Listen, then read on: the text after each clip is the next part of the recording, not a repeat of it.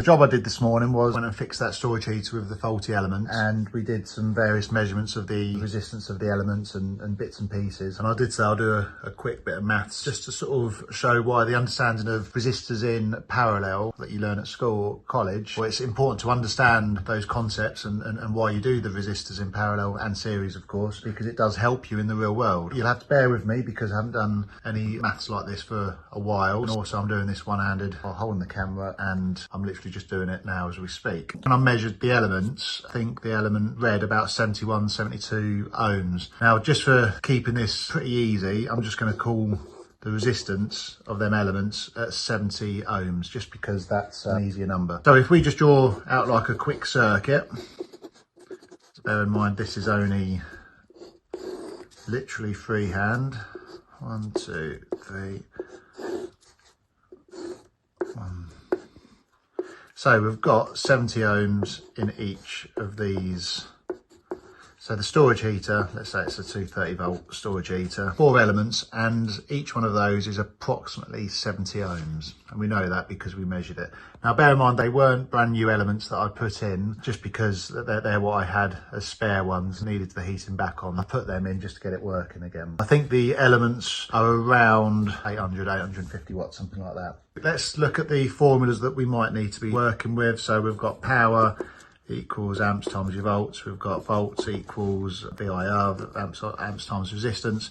We've also got a couple of other power equations. So we've got I squared R, which I don't think we'll need, but then we've also got power is V squared over R, which I think we might look at this one, and we'll probably use them ones as well. When you've got 4 equal resistors in parallel, we know that the resistance is going to be less than 70 ohms. Now we can do one of the ways of calculating it. So the RT, the resistance total, is you just say, look, 1 over R1, 1 over R2, 1 over R3, etc. So it's just like literally 1 over 70 plus 1 over 70 plus 1 over 70 plus 1 over 70. And then you find out the common value which they all go into.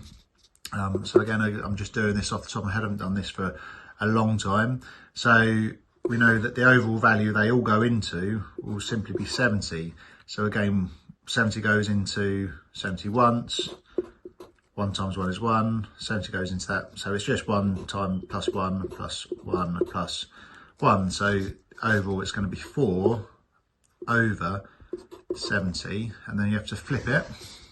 So then that'll be 70 over 4. So I've just quickly worked out on the calculator. So 70 over 4 is 17.5 ohms. At any point in the circuit, we should be getting 17.5 ohms there. Anywhere where you measure in the circuit. Looking in the video, when we did the measurements, we got 17.4 ohms. Now obviously there's other factors in the real life world of measuring the elements, because obviously there's temperature differences, there's other parts of the storage heater that are also in parallel with the circuit. We know what the resistance is of the circuit, we should know what the voltage has been, roughly 230 volts. And so the maximum amount of current that's going to go through that circuit, current is going to be a volt over your resistance. And so we know that roughly that's 230 volts over the overall resistance, which in this case is 17.5 ohms. So that's going to give us our current of 13 amps of current to go through that circuit. Will be approximately 13 amps.